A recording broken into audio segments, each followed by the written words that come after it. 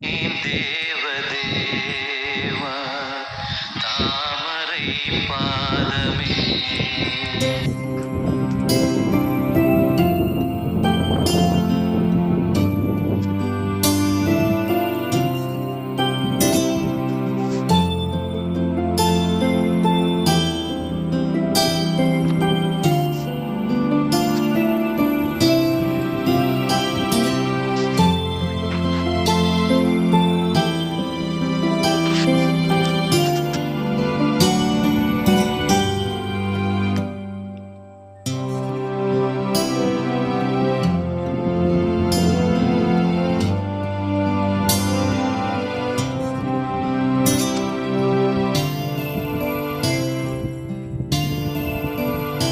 தமிழ் சொந்தங்களுக்கு வணக்கம்.